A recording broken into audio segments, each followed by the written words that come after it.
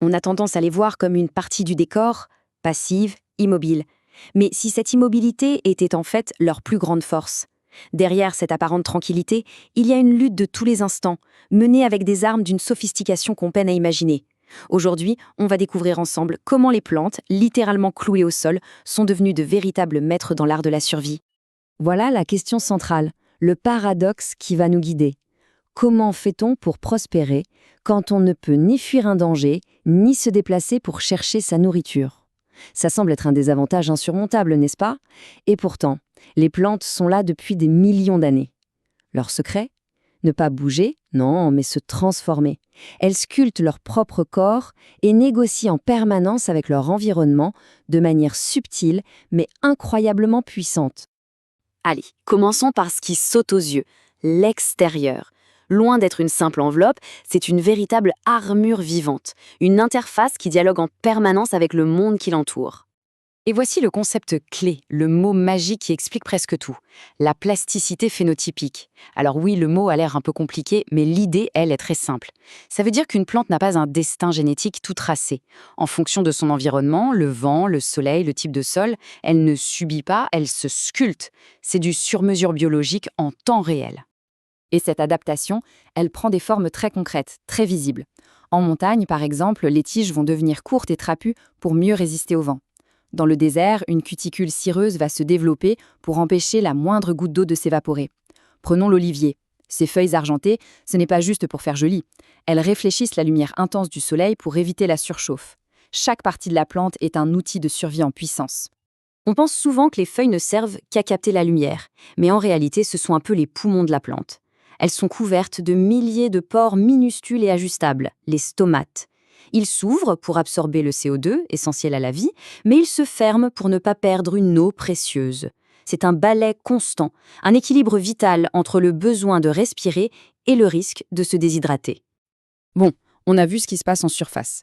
Maintenant, on change de décor. On plonge sous nos pieds. Et là, on découvre un univers invisible, mais absolument crucial.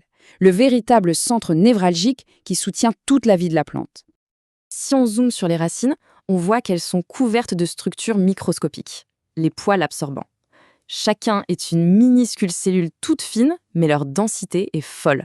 On peut en avoir jusqu'à 500 par centimètre carré. Mis bout à bout, ces poils créent une surface d'absorption qui peut atteindre des centaines de mètres carrés. C'est grâce à cette armée invisible que la plante peut boire et se nourrir avec une efficacité redoutable. Mais attendez, ce n'est pas tout. La plante ne travaille pas seule. Elle a un allié secret sous terre, des champignons. C'est ce qu'on appelle la mycorhize, une symbiose parfaite.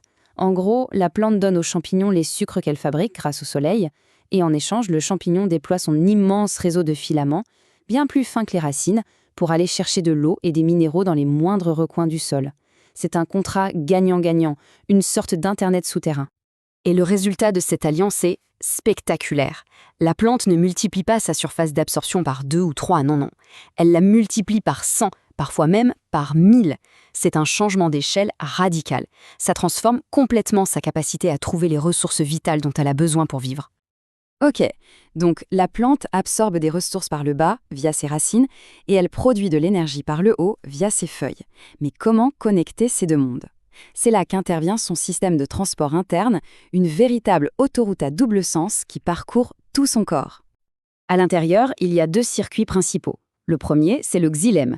Imaginez-le comme l'autoroute qui monte. Il pompe l'eau et les minéraux bruts des racines jusqu'aux feuilles. Le second circuit, c'est le phloème.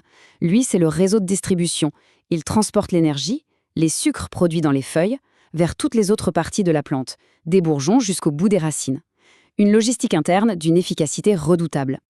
On arrive à la dernière partie. Comment la plante se construit-elle ? Sa croissance n'est absolument pas aléatoire. Elle est pilotée par un cocktail de signaux internes et externes, des hormones et des indices venus de l'environnement, qui lui dictent en permanence où, quand et comment grandir. La croissance se fait en 3 temps, toujours dans des zones très spécialisées qu'on appelle les méristèmes. D'abord, la division. C'est l'usine à cellules qui produit de nouvelles briques. Ensuite, l'élongation. Ces nouvelles briques s'étirent, ce qui fait grandir la plante vers le haut ou vers le bas. Et enfin, la différenciation. Chaque brique se spécialise pour devenir un bout de feuille, de tige ou de racine. Créer, étirer, spécialiser, c'est le processus de construction de la plante. Mais qui donne les ordres ? Ce sont des hormones qui agissent un peu comme des chefs d'orchestre. Il y en a deux principales à retenir. L'auxine, produite tout en haut, qui descend et qui dit aux cellules « allongez-vous ».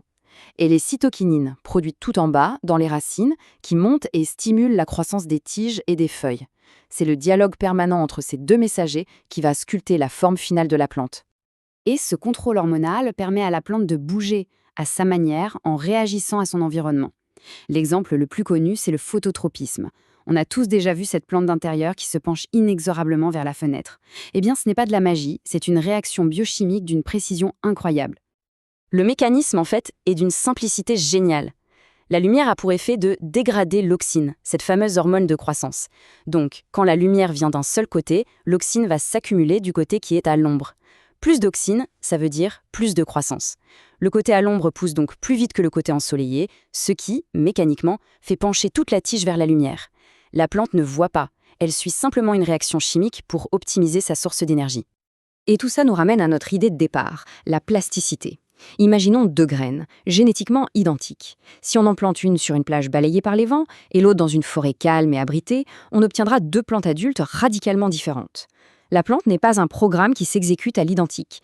Elle est le résultat d'un dialogue constant entre ses gènes et son expérience de vie. Finalement, l'histoire de cette survivante immobile nous montre une chose. La complexité se cache souvent là où on la suspionne le moins, dans ce qu'on croit simple.